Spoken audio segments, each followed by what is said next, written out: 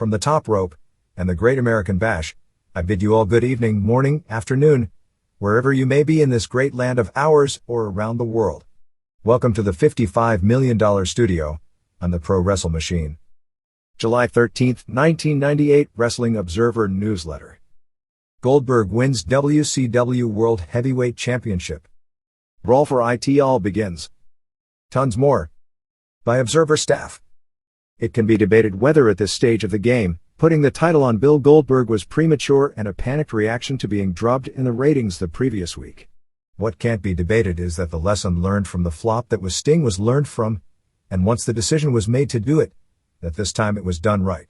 The 31-year-old Goldberg, less than 10 months after making his televised debut last September 22nd in Salt Lake City, was given the WCW title by Hulk Hogan before the largest crowd in the history of the company, the fourth largest crowd for pro wrestling ever in the United States on July 6th at the Georgia Dome, and garnering, without question, one of the biggest pops in the history of the business. WCW built the television around Goldberg from start to finish, showing clips of him warming up throughout the show, and opening the show with Hogan stating that Goldberg could only get a title shot if he first beat an NWO black and white member that people haven't seen for a while, which turned out to be Scott Hall. For the first of many thunderous reactions, Goldberg planted Hall with his spear and jackhammer combination in 5:56. Much of the NWO black and white attempted to do the run-in, but were all laid out by chair shots delivered by Diamond Dallas Page and Karl Malone, one of which, Page's shot on Ed Leslie, was so stiff it opened Leslie up and he needed to be stitched up backstage, and words were actually exchanged between the two of them in probably the only major stressful situation backstage. Hogan, who from all accounts had no problems putting Goldberg over the right way as was originally planned. Those original plans, formulated by him, were for this to be a non-title and non-televised match, plans that were officially changed on July 2nd as a response to the previous week's ratings drubbing. The current plans, subject to change in the next panic attack, are for Goldberg to keep the title for the time being and not to do a quickie back to Hogan because of the feeling that Goldberg could be the man in the business, and to not screw it up as they did Sting, and truthfully, a lot of that problem wasn't just the way the Hogan feud was booked, but because Sting himself had no fire in the ring when he returned. Hogan still had no problem doing the job the right way for Goldberg, but in return apparently got the promise of being, when the time is right, the person to end Goldberg's winning streak, although the present plans are for that to be a long time coming. Due to the July 4th holiday, ratings for Monday weren't available at press time. It is generally believed that WCW was going to win the week, but at what cost? In not only giving away a potential $7 million pay-per-view bonanza, but in costing the company numerous other huge pay-per-view matches that previous storylines were building to, such as Hogan's title defenses against Kevin Nash and Bret Hart, that are now out the window. In fact, with Hogan not having the belt, both programs are cooled off to the point it's questioned what the purpose will be to even continue in the original directions. If WCW doesn't win, which would be a horrible blow to the company after putting on its biggest money match and getting maybe 12% at best of the potential revenue from it, it can only blame itself, as this was the first Nitro since TNT established a West Coast feed. While in the long run, moving Nitro from a 5 p.m. to 8 p.m. start on the West Coast should theoretically help ratings, WCW never once mentioned it on any of its television shows, basically almost handing the entire West Coast audience to WWF on a night where it was giving away far too much money just to win 1 week of ratings. Although an attendance figure of 39,919 was given on the broadcast, when all was said and done the actual number in the building was 41,412, which was a sellout for the configuration setup, and there were a few hundred fans turned away, with 36,506 paying $906,330, destroying previous company records set on January 6th for Nitro in the same building of 26,773 fans and 23,058 paid, and devastating the gate record set for Starrcade at the MCI Arena in Washington, D.C. of an even $541,000. Realistically, the show was going to draw in excess of 30,000 fans, even without the Hogan-Goldberg match, as they had topped 20,000 tickets sold several weeks in advance before the match was ever announced, and it wasn't until after the show had already shattered the company gate record that Hogan came up with the idea of putting Goldberg over in a non-title dark match so he could make it look like he drew the house. Even at the time Hogan made the decision, the handwriting as to the direction the Monday Night Wars were going had already been written, and it came as no surprise that by show time, despite the local advertising that it wouldn't be on TV, that it was put on TV, although going so far as to make it a title match was real desperation. We don't have exact merchandise figures at press time, but the number was in the $300,000 range, which also broke the all-time company record of $249,842 set for the February 2nd Nitro from the Alamo Dome in San Antonio. In the history of pro wrestling in the United States, the only shows that drew more people paid were WrestleMania 3 from the Pontiac Silverdome on March 29, 1987, with the Hogan vs. Andre the Giant match, approximately 78,000 fans, and about 76,000 paid. WrestleMania 8 on April 5, 1992 from the Hoosier Dome in Indianapolis headlined by Hogan vs. Sid Justice, Lucius, which drew 62,167 and about 47,000 paid. And the Royal Rumble on January 21, 1997 from the Alamo Dome in San Antonio headlined by Sid vs. Shawn Michaels, which drew 60,525 and 48,014 paid. There is an unverified figure of 45,000 for a July 30, 1935 match with Strangler Lewis vs. Dano O'Mahony from Fenway Park in Boston, and among the other legendary numbers from the past are 35,265 on September 30, 1934 between Lewis vs. Jim Londos from Wrigley Field in Chicago, 38,622 on June 30, 1961 at Comiskey Park in Chicago for Buddy Rogers vs. Pat O'Connor, 36,295 on August 9, 1980 at Shea Stadium for Bruno Sammartino vs. Larry Zbyszko, and 32,123 on May 6, 1984 at Texas Stadium for Flair vs. Kerry Von Erich, all of which are total attendance and not paid attendance, although in those days the idea of papering houses in wrestling didn't exist, so it's doubtful there would be more than a few hundred of any of those crowds that wasn't paid. The gate would rank as the 8th largest in U.S. history, trailing only the WrestleManias in 1987, 1988, 1989, which holds the all-time record of $1,628,000, with the Hogan vs. Randy Savage main event, 1992, 1993, 1994 and 1998. It was, as hyped repeatedly on television, the largest crowd ever in the U.S. for a live broadcast television show. But as impressive as the category that puts this show, it pales with this figure. Starrcade did $7 million on pay-per-view, and with a good long build-up, there is no reason this match wouldn't have done the same or more, as Goldberg should be more of a drawing card than Sting. And that was given away in desperation to win the ratings for 1 week. After doing a match at Starrcade and Nitro, when they put Hogan and Sting back on pay-per-view, it did about $4 million, so business when it comes to this is like a movie opening. In other words, what was done was the WCW equivalent of putting the movie Titanic on free television, and then opening it nationwide in the theaters the next week, thus giving away the monster first weekend of business. Not that the match and the show didn't work. It couldn't have worked better. Having seen most of the really momentous pops of this generation, from Ric Flair beating Harley Race at the first Starrcade, to Hulk Hogan beating Iron Sheik to win the title, to the Rougeaus beating the Garvins in the Loser Leaves Town match in Montreal, to Misawa's first win over Jumbo Tsuruta at Budokan Hall and Kerry Von Erich and Sting's first title win over Flair, this blew almost all of them out of the water. Sure, there was choreography of modern technology.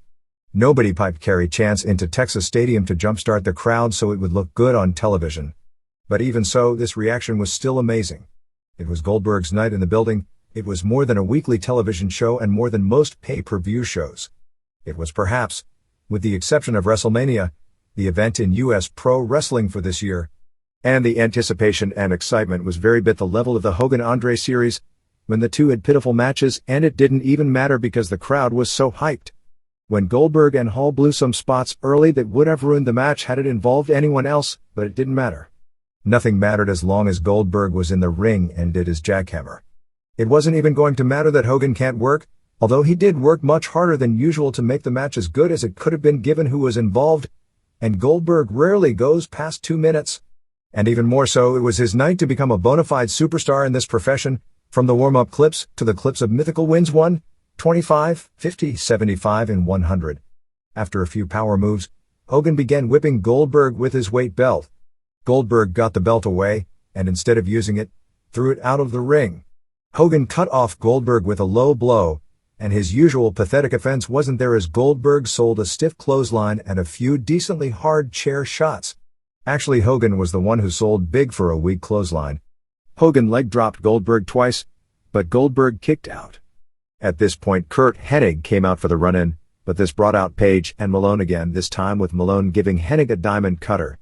This was the cue for spear and jackhammer time at 8:12 and the huge post-match celebration of Goldberg holding both the WCW World and US belts, Billed as the first wrestler ever to win a world title while having never lost a pro wrestling match, probably not true, although the only name that comes to my mind that would fit that label would be Salman Hashimakov, but he won his world title under similar somewhat unplanned circumstances after only being in the business for 5 weeks in 1989, and you can see where his career ended up.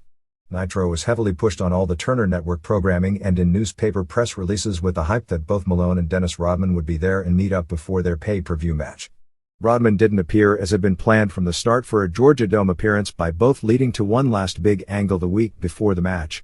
Rodman didn't return WCW's phone calls, although Hogan tried to cover for the no-show in an interview saying that he had been on the phone with Rodman, which really bodes well for the pay-per-view and his dedication toward putting on a good match. The night before his no-show, Rodman appeared at a Pearl Jam concert in Dallas, guzzling wine from a bottle, and went on stage shirtless and shoeless and tried to sing along until the stage crew cut off his mic, and lead singer Eddie Vedder said to Rodman, "I'm guessing you've been drinking for about 3 days straight." After such a horrible reaction both by fans and in the ratings, Eric Bischoff, after having WCW spend $70,000 for the set, dropped his Mock Tonight show gimmick after just 1 week. So will Goldberg be WCW's answer to Steve Austin, or be this generation's version of Hogan or Flair as the unquestioned historical superstars of their era? Or will he be this year's answer to Sting or Sid or Luger or Hellwig? The guys who were supposed to be the next big thing, but when put in the position, their flaws became too evident and it just never worked. He's still green as a worker, but in his case that doesn't seem to matter. He's unproven as a talker, but that hasn't stopped him from getting the most incredible crowd reaction of any wrestler of modern times aside from Antonio Inoki. This was not something built up with a lot of planning. He has no setup challengers on the horizon or big money matches on the table, something that can't be said for Hogan, who gave the belt away. And his win changes the structure of the company. Make no mistake about this, and if there is one thing evident from the events of Monday night, WCW is now Goldberg's company, not Hogan's or anyone else's, no matter what the brass at TBS may think. It's one of those things that just happened, and now all the factions will be trying to recruit Goldberg for their internal power struggles. When the story is written years from now, people will be shocked that Goldberg's first world title win wasn't something planned in advance and came simply because a company was desperate after losing the television ratings the week before. But that wasn't all that different from how Luthez ended up with the title the first time either. July 6, 1998 could be a historical night for pro wrestling, ushering in the first big match of one of the most charismatic figures the game has ever seen. Or it could have been one humongous pop for a moment that means nothing in the long run. The merger of TCI and AT&T, which was the biggest news story of 2 weeks ago, has some major ramifications not only for the pro wrestling industry but all related industries such as UFC, K1, or anyone else who wants to get into the pay-per-view game. There is a belief that has been expressed to me and that is fueling ideas for others to attempt to break into wrestling and try and start up what would be a third major office, that the future of pro wrestling will be a goldmine because due to the merger. The belief is that due to the merger, within just a few years every home in the United States that has both a telephone and a television, which means basically every home, will also have pay-per-view capabilities. This would expand the current pay-per-view universe from around 35 million to 100 million or more. Right now the number would be about 99 million, but that number is also steadily growing as the population increases. In theory, this would triple the gross revenue companies could earn on pay-per-view, and thus would make pay-per-view profitable for more promoters and incredibly profitable for the top promoters. Keep in mind some of this is theoretical. With every major expansion of the pay-per-view universe, for whatever reason, it has resulted in a corresponding drop in buy rates. With the notable exception of pro wrestling and a few big boxing events, pay-per-view has basically been seen as a flop based on the expectation some 15 years ago about how it would entirely change both the sports and entertainment world. Corner video stores were supposed to be dead by now, but instead they're still flourishing. Minor sports were supposed to be able to roll in the money, and instead pay-per-view is not even a factor. The biggest sports like baseball, football, and basketball were supposed to be rolling in the zillions of dollars, and in reality, pay-per-view has been far less a factor in those sports than anyone could imagine. The famed Olympic triplecast in 1992 was a colossal financial disaster. Concerts and entertainment specials never came close to the kind of revenues from pay-per-view that were projected. The fact pay-per-view is a major industry on a consistent basis nowadays is largely, and this year more than any other year, due to the lack of marquee boxing events, and that UFC has dropped to a fringe event for largely political reasons due to WWF and WCW pro wrestling.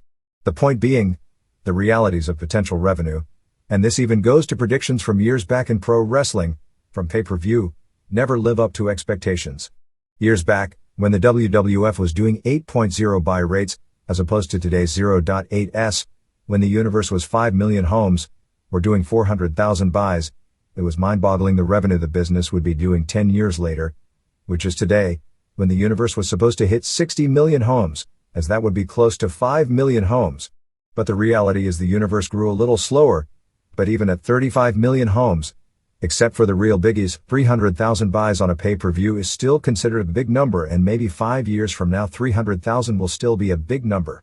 Of course, there are also now 12 pay-per-view shows a year from the WWF and WCW as opposed to 3 each in 1988 from WWF and the old NWA, which was sold at the end of that year by Jim Crockett to Ted Turner. So the point is that these theoretical figures may again turn out to be disappointments, in fact, probably will, particularly since the new people on the block, so to speak, are going to be for the most part at a lower income level, because most folks with lots of disposable income either get pay-per-view from their cable company, or have long since bought a dish. But who knows? ECW doing a 0.24 buy rate today does about 80,000 buys. A 0.24 buy rate in a few years would be about 230,000 buys, or figuring the price at some point will be raised to $24.95 instead of the current $19.95. And for the life of me, I have no idea why ECW charges only $19.95. Well, actually I do know it is pressure from outside cable forces that don't understand the marketplace for its shows, because it only serves to categorize the product as the low-rent choice, and they won't be losing any viewers with a higher price, and the difference is pure profit. Would theoretically mean the company would take in around $2.5 million, 6 times per year just from pay-per-view, which is operating capital that would make the company financially at the same level WCW was just a few years ago. For UFC, theoretically, if, with no publicity, it can maintain 0.4 buy rates, if it can get a reversal, which due to losses of boxing revenue may come sooner than once thought, what kind of figures could it get? It was available in every home. For a fledgling deal, whether it be K1 from Japan, or even a Japanese pro wrestling office like New Japan, if they could get a broadcast outlet, while the figures would never rival what the big leagues in the US are doing, it still could be profitable.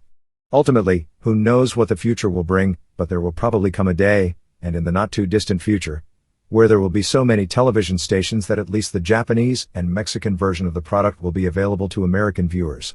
While they will never garner mainstream exposure like the American version of the products, they will be around similar to Spanish and German league soccer.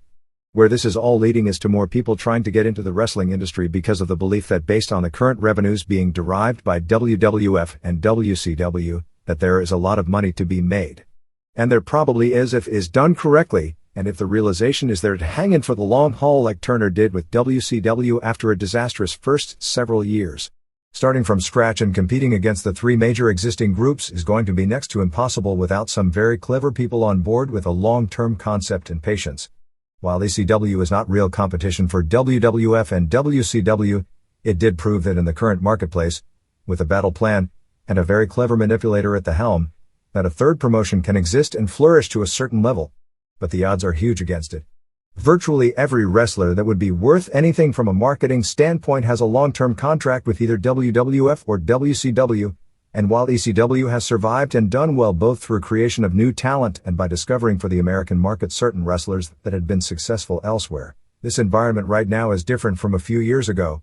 There aren't a lot of Eddie Guerreros, Juventud Guerreros or Rob Van Dams working in Japan that can be brought in and be real players, let alone enough to create a promotion around. The original base of ECW were some local wrestlers that Paul Heyman groomed and protected, a Shane Douglas that kind of fell through the cracks that he pushed hard, Terry Funk to give everyone else credibility as a headliner when they did programs with him, and a bunch of guys that were working in other parts of the world who had unique talents but for whatever reason, WWF and WCW didn't know about or didn't care enough about. With WWF trying to create a Latino branch and perhaps WCW following suit, the market for the top wrestlers from that part of the world is going to get rather thin, and WCW has already damaged pro wrestling in Mexico to a huge degree. It would probably be best to create a new style, but that's a risk, and a company looking at the ratings of WWF and WCW will be looking to copy them, but with older names that nobody wants, and considering all the Barry Darsos of this world are under contract as well, you can imagine how slim those pickings are. And green guys with good bodies that can't get over.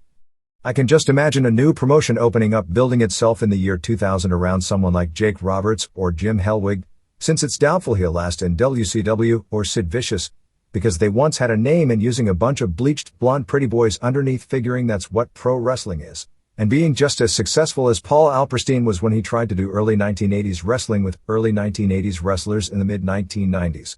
While nothing may materialize from any of this, it is known that Fox is interested in putting together a 30-minute 5-day-a-week wrestling show on weekday afternoons to set up doing pay-per-view shows based on the belief that in 3 years, even garnering consistent 0.2 buy rates would mean 200,000 buys per show, which is huge revenue. Whether this interest is based on a fallacy and whether the idea of doing wrestling on television in that manner is viable is a huge question mark. The belief is they would start their own company, although there have also been discussions with ECW, although for the most part those discussions ended with them turning down ECW's attempt to buy time on Fox Sports Net for a late Friday night time slot because they either wanted to do something on their own or just didn't want to air that product as an infomercial. After 2 weeks of television, the WWF's Experimental Brawl for it all, genuine unplanned actual athletic contests similar to tough man contests within the guise of WWF Pro Wrestling, has become a major topic of conversation. The tournament, which appears on paper to be a form to get Steve Williams over as a contender for Steve Austin in the fall based on being a legitimately tough individual, started out with poor fan reactions at the Cleveland taping on June 29th. The matches, which aired on July 6th, taped on June 30th in State College, Pennsylvania, went over a lot better with a live crowd. One leading WWF official on July 7th used the term mixed reaction to describe the overall company feeling on the planned tournament up to this point, which on paper is scheduled to continue at all the television tapings until a championship match at the SummerSlam pay-per-view in Madison Square Garden on August 30th. But nothing is locked in stone, and dependent upon reaction not only by fans when it comes to live reactions and quarter-hour television ratings, but also by the promotion. It could also be over before you read this. 2 more first-round matches took place on June 30th, a match where Savio Vega took apart Brackus in his Raw debut, which is basically an indication WWF has given up on him, by a 30-5 score, winning all 3 rounds handily and also scoring a knockdown and a takedown, while Brackus got a takedown in the first round for his points, and a 5-5 draw between Road Warrior Hawk and Darren Drozdov, which saw Drozdov score a takedown a split second after the bell in the first round, which would have spelled the difference. Vega looked the crispest of anyone to this point standing, and as the bracketing was done in what was a blind draw done by Victor Quiñones, would have faced the Drozdov-Hawk winner in the quarterfinals. There is no word on whether Hawk and Drozdov will be rematched, or if Vega will simply be given a bye into the semifinals, although based on how everyone looked, Vega would be a heavy favorite against either Hawk or Drozdov. Brackus was game, but clearly outclassed and wound up with a bloody nose. Hawk versus Drozdov was a bit messier.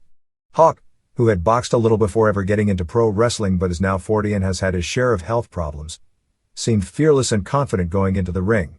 It appeared almost immediately that Drozdov had never been trained for fighting because he had no clue what to do. However, Hawk's punches with the big gloves looked terrible and both men blew up quickly. Drozdov bloodied up Hawk's nose and nearly knocked him down in winning the second round. The third round, which was the decider, saw both men gassed out to the point they each spit out their mouthpiece and neither landed anything in that round that would give them the decision. What is good about these matches is their unpredictable nature. It's almost like the old Superstars contest that drew huge television ratings a generation ago, where top athletes would compete in sports that weren't their specialties, and some came through as tremendously versatile athletes, and some were exposed as being singularly dimensional in that they were great in their sport, but couldn't play anything else even at a decent level. And there was a famous spot where legendary boxer Joe Frazier nearly drowned in a swimming pool because he panicked trying to swim. However, what is bad is that even though people recognize that pro wrestling has worked, it has exposed people when it comes to true fighting and conditioning and breaks a lot of illusions about big tough guys. Even with 1-minute rounds, up to this point only Vega and Steve Blackman haven't gassed out badly right before our eyes. Mark Marrow, who many thought would get to the finals based on his legitimate Golden Gloves boxing experience making him something of a ringer under these rules, couldn't block a takedown from a guy who never even wrestled in high school. Bradshaw and Mark Canterbury were game but didn't look any more impressive than guys in a low-level tough man contest. Brackus looked impressive physically as a fantasy figure, but got hammered in reality.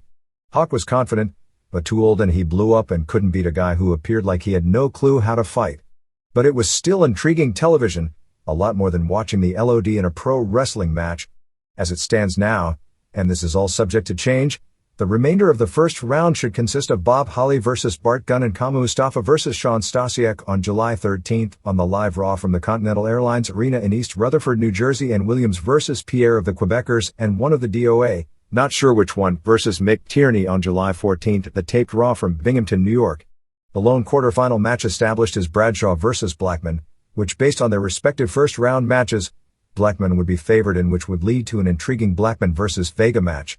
As mentioned last week, the idea behind this tournament is to add a new dimension to television that would get people talking and theoretically draw ratings, and perhaps to get wrestlers who aren't over a chance to make their own break with a strong showing. Nobody was forced to enter and the wrestlers are getting paid extra for doing the shoots, supposedly with $5,000 going to the winners of every match and $2,500 to the losers and a $75,000 bonus going to the winner of the tournament final, according to another official. None of the top stars were invited to enter because they would have something to lose by being exposed, and Ken Shamrock and Dan Severn were kept out for obvious reasons. Realistically, the only person with something to lose out of all this is Williams, since he's being brought in with the opportunity to be a headliner and a title contender, and if he were to be exposed like Mero was, he'd be dead in the water because his lone marketing trait is that he can be promoted as a legitimately tough guy. There is already some speculation brewing regarding possible attempts to protect Williams for that very reason. Williams was a star lineman at the University of Oklahoma and a four-time All-American wrestler, placing as high as second, losing to Bruce Baumgartner in the 1982 NCAA tournament, which is more impressive than it sounds because the guys he was competing against were almost all full-time wrestlers, while for Williams, wrestling in college was a secondary sport behind football. Certainly that Steve Williams would be favored against anyone in this tournament. However, Williams, as tough as he no doubt was, and he may have been the toughest man in the business at one time, is now 37 and hasn't competed in wrestling in 16 years.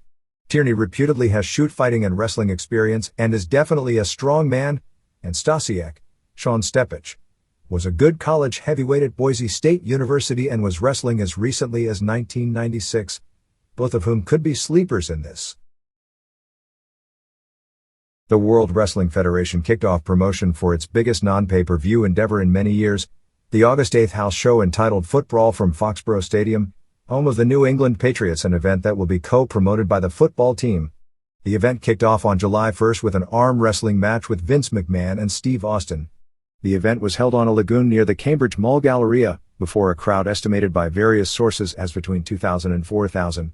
McMahon did every heel arm wrestling stalling tactic before locking up, and eventually when they did, Austin put him down. This led to Austin asking the fans if they wanted to see McMahon thrown in the lagoon, which they did, and McMahon wound up taking the dive. Doak Hendricks was also thrown in the lagoon for good measure.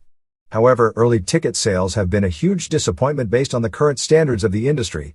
As of press time, the event had sold 2,000 tickets for $60,000. WWF officials are hopeful that there will be more interest after the WWF's event at the Fleet Center in Boston, which takes place on July 10th, as the rescheduled date from the postponed June 27th show. The lineup is headlined by a triple threat match with Undertaker, Kane and Steve Austin for the WWF title, which is the same main event at most of the major house show events during that time period. The remainder of the announced lineup is a cage match with X-Pac and Hunter Hearst Helmsley versus Rocky Maivia and Owen Hart, a Falls Count Anywhere in the Stadium match with Terry Funk versus Mankind. Expect them to be climbing fences and poles and trying to brawl on those structures, as Funk has done that in similar matches in Japan. Vader versus Mark Henry in a no DQ match. New Age Outlaws defending the tag titles against Southern Justice, formerly the Godwins. Ken Shamrock versus Jeff Jarrett. Farouk versus Mark Mero. A lumberjack match with several members of the Patriots as lumberjacks with LOD 2000 versus DOA, plus an arm wrestling match with Jackie versus Sable. Japanese television rundown. June 20th, New Japan. 1. Shinya Hashimoto and Tadao Yasuda beat Tatsumi Fujinami and Osamu Nishimura in 9:32 when Hashimoto threw a series of brutal kicks at Nishimura and pinned him after a brainbuster. Only the last 3 minutes aired on television. Based on what aired, it seemed like an okay match, but nothing special. Hashimoto and Fujinami had a pull-apart brawl after the match. 2.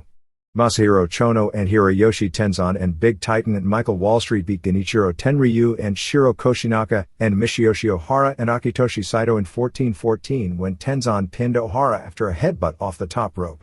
The last 5 minutes aired on television. Basically just a little better than an average match. Fast-paced with good execution with some good spots and others nothing special really not building into anything. 2¼ stars. 3. Don Fry beat Yoshiaki Fujiwara in 6:19. Fry was managed by Brad Rheingans and Brian Johnson while Fujiwara was seconded by Kendo Kashin. It was pretty decent based on what they were trying to do. It was based on UFC, although Fry didn't seem to get the heat or play heel as much as usual. At one point Fujiwara got Fry in a choke and Fry struggled for the ropes. Finish saw Fry just nail Fujiwara with punch after punch until Fujiwara went down, and he threw several more punches from the mount before it was stopped. 1½ star. 4. Koji Kanamoto beat Dr. Wagner Jr. to win the Super Juniors tournament in 26-17. The last 20 minutes aired on television. Definitely one of the 3 or 4 best matches of the year. It wasn't as good as Kanamoto's match in the finals of last year's tournament with El Samurai, although there hasn't been a match anywhere this year at that level. It wasn't as dramatic or as important as Misawa Kawada, but the wrestling was better. It didn't have the insane bumps of Undertaker Mankind, but comparing the wrestling in those 2 matches is like night and day. And it was better by far than Austin Dude Love. The only match I'd rate above it was the All Japan Tag Tourney final from last December. Wagner just put on a mat wrestling clinic of moves largely unique to Mexico. Kanamoto sold most of the way but made his explosive comebacks and showed he is one of the best workers in the business. After Kanamoto missed a rolling senton, Wagner got a great near fall with a la Magistral. Wagner used a double arm suplex dropped into a powerbomb that was a different variation than Misawa or Scott Steiner use, although it was called a Tiger Driver. He went with a figure 4 and then a splash off the top followed by a Bruno Sammartino style shoulder backbreaker, some kicks to the face, a BT bomb, Flash Mountain known as BT for Black Tiger Bomb since Eddie Guerrero brought the move to New Japan and Mexico, for a near fall. He ended up suplexing Kanamoto over the top to the floor. Kanamoto made a big comeback into a figure 4, but Wagner quickly reversed the move quickly and more dramatically to this crowd than the slow-teased American reversal in every Flair match. The whole idea of this match was clearly to get Wagner over as this ground wrestling specialist to make Kanamoto's win over him that much more impressive. Kanamoto came back with a dropkick off the middle rope, a spinning heel kick and a Japanese rolling crotch hold for a near fall. Kanamoto hit a moonsault for a near fall, but missed the second one. Wagner hit his finisher, the Michinoku Driver 2, and ref Masao Hattori counted 3 even though Kanamoto got his foot under the ropes. Hattori ordered the match to continue with Wagner arguing. Wagner then hit another Michinoku Driver 2 right in the middle, but Kanamoto kicked out to a huge pop. Kanamoto then hit a Frankensteiner out of nowhere, but Wagner reversed that into a sunset flip for another great near fall. Jushin Liger was at ringside cheering Wagner on and arguing it should have been a 3. Wagner then hit the BT bomb while standing on the middle rope, the Die Hard, for another near fall before missing a splash off the top. Kanamoto came back with another Frankensteiner and brutal kicks to the neck, followed by another moonsault and a tiger suplex to get the 3 count. 4¾ stars. June 21st All Japan. 1. Kenta Kobashi won the Triple Crown from Toshiaki Kawada in 33-49. They showed the ring introductions, noting that the two had wrestled 26 singles matches previously, with Kawada winning 25 draws and only 1 win by Kobashi. They also noted they had 2 previous matches with a Triple Crown at stake, both of which were 60 minutes draws, obviously teasing that this would be a long match. They picked up the television at the 15 minutes call just as Kobashi dropped Kawada on his head with a half Nelson German suplex. It appeared Kawada had worked on Kobashi's bad knee up to that point. This is probably a match that would have been better, maybe even a lot better, viewed in its entirety, as they did a lot of building early and both men worked as if they were weakened and slowed by the time the TV portion started. Because of that, the match seemed rather slow-paced. The match never built to the fever pitch, although it was a very physical and solidly worked match. Kobashi used a power bomb followed by a tiger suplex for a near fall. He came off the ropes to deliver a shoulder block, but Kawada caught him with a high kick. Kawada followed with more hard kicks, a rabbit lariat, another high kick and a backdrop driver, then got a near fall after a power bomb. He delivered another power bomb for another near fall. He then used the stretch plum. Clearly it's been too long since Kawada has beaten anyone with that move, because both times when Kawada went to the move, the fans weren't buying it. Kawada dropped Kobashi on his head again and delivered another stretch plum.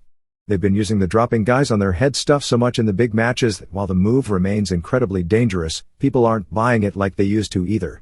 Kawada went to another stretch plum and both guys worked the hell out of the struggle, but even then the heat wasn't that great. Kawada went for another power bomb, but they had a long struggle before Kobashi flipped Kawada over to break it. Kawada delivered a high kick, but Kobashi caught a second kick and delivered a dragon screw.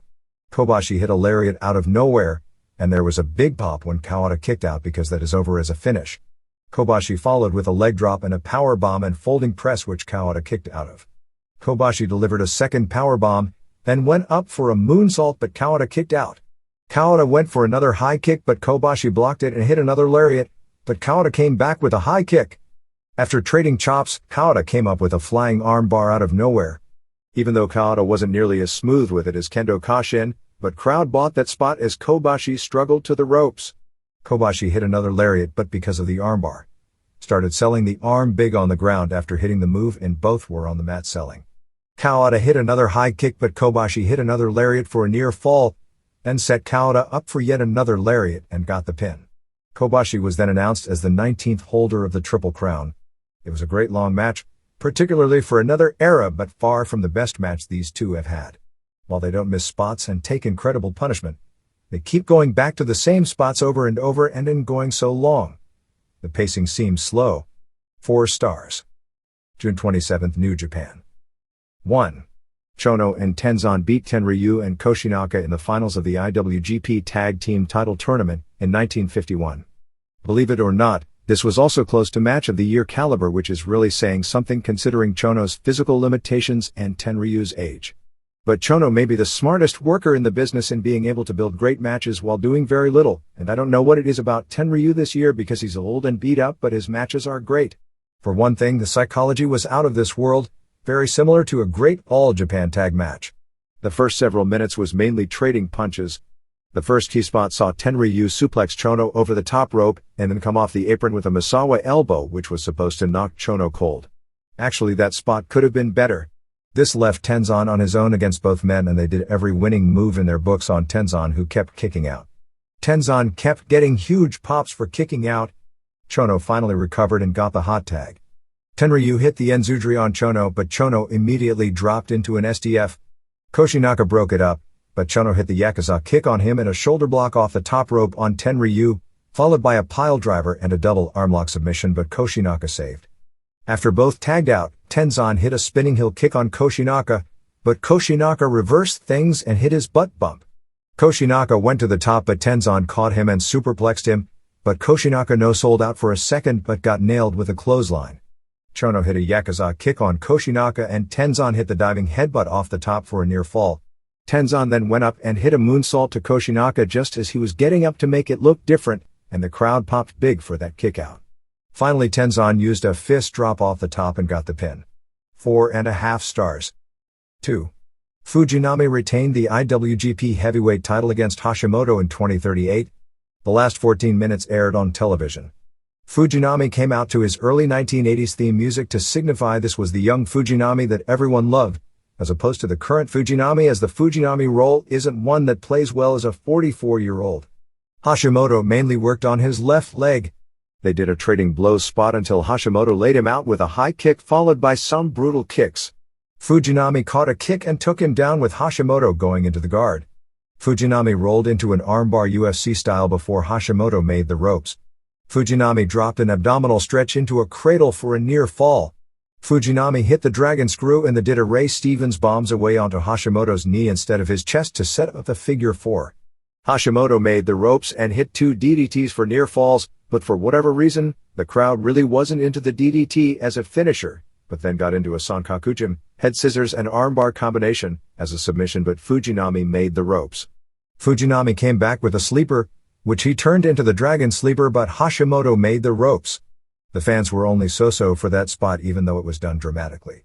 Fujinami hit 3 Enzoi teased a dragon suplex but Hashimoto broke it by backing him into the corner. Fujinami put the sleeper on again, but then changed it to a dragon sleeper, then took him to the mat and used a sleeper with a body scissors for a long time. Hashimoto wouldn't quit, but the hold was on for more than a minute and finally Hashimoto passed out and the ref stopped the match. The place did pop for the finish and the match was a long good match, but there was something missing. 2 3/4 stars. Mexico. Miguel Perez is scheduled to return to EMLL later this month. The Cien Caras vs. Rayo de Jalisco Jr. singles match sold out Arena Coliseo in Mexico City, 5,500 seats, on June 21. After appearing on Nitro on June 29, Vampiro no-showed his EMLL booking at Arena Coliseo the next day. The main event on the Ultimo Dragon first-year anniversary show with Dragon and Leo del Santo beating Black Warrior and Negro Casas aired last week in Japan on J-Era. Dragon and Santo were smooth with their moves as expected, but it was a disappointing match, in the 2 3/4 stars range, as Casas mainly clowned around and Warrior really didn't do a lot. All Japan. The new tour opened on July 4 in Tota, drawing a full house of 2,600, followed with a Korakuen Hall sellout on July 5 of 2,100.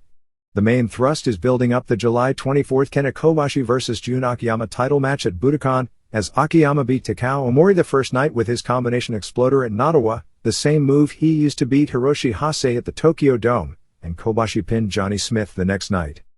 Probably the biggest news of the week revolves around Stan Hansen.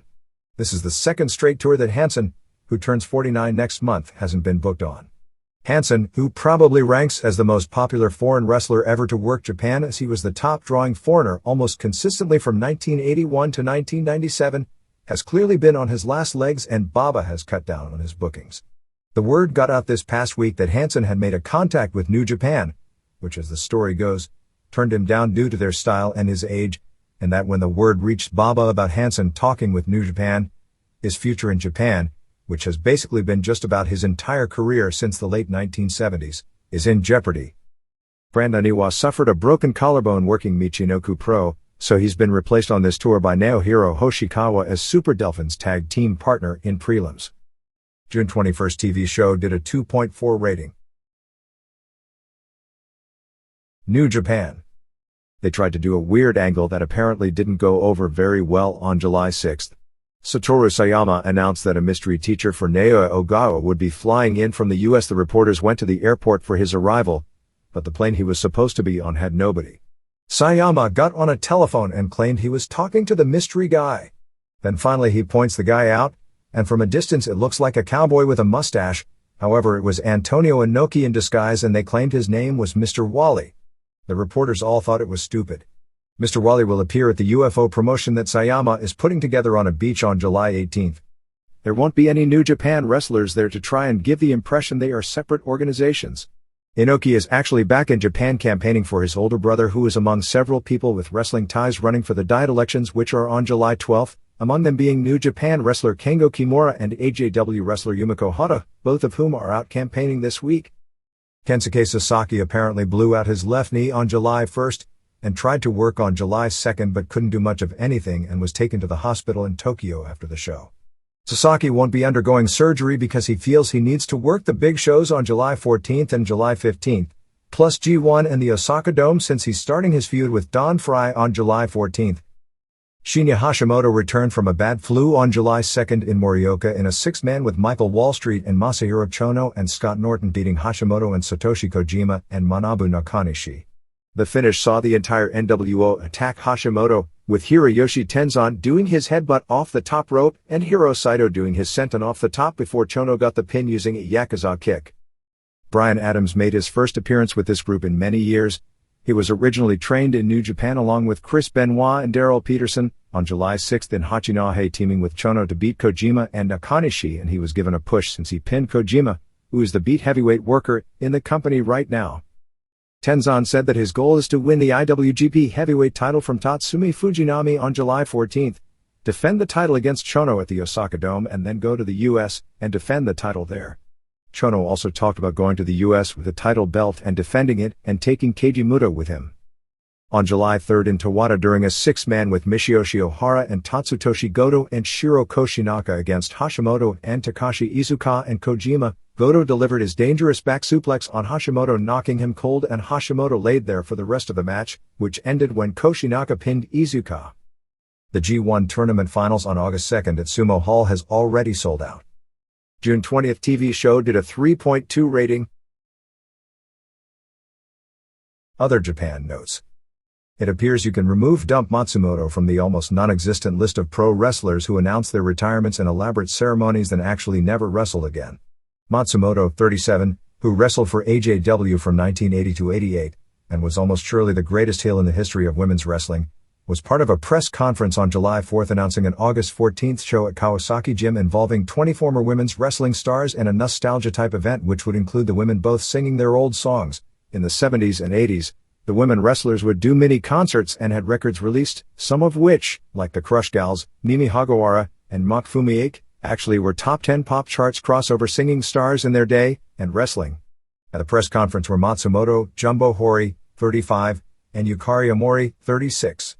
Among the wrestlers scheduled to appear on the show to relive the glory days of Japanese women's wrestling include Bull Nakano Megumi Kudo, the original beauty pair, Jackie Sato and Maki Ueda, Itsuki Yamazaki, of the Jumping Bomb Angels tag team, Reinu Migatomatsu, Kanako Nagatomo, Condor Saito, Drill Nakami, Mitsuko Nishiwaki, Combat Toyota, Raibun Amada, Bat Yoshinaga and Mika Takahashi, plus they are trying to include current wrestlers Asia Kong, Jaguar Yokota and Norio Tadano on the show. Speaking of Yokota, who turns 37 on July 25th, she announced that she would be retiring for good by the end of the year after she and Yugo Kosugi retained their TWF tag titles on July 5th at Korakuen Hall, going to a 60-minute draw against Lioness Asuka and Bloody. Yokota said that as long as she was in the ring, it would steal the spotlight from the younger girls in the promotion that need a chance to become stars. It sounds great on paper, particularly given the circumstances in American wrestling nowadays. Got tape of the Asuka vs Kyoko Inoue singles match from about a month back, and it was pretty close to match of the year level. It looks as though Akira Maeda's retirement match will be against Nobuhiko Takada. Not all that long ago, that match would have easily sold out the Tokyo Dome, but considering that Takada is probably going to get drubbed again by Hickson Gracie in October, and if the two do a match it's after the Gracie match, it probably won't have anywhere that kind of box office. They started the angle where Takada officially challenged Maeda and have gotten the magazines to start building the match up.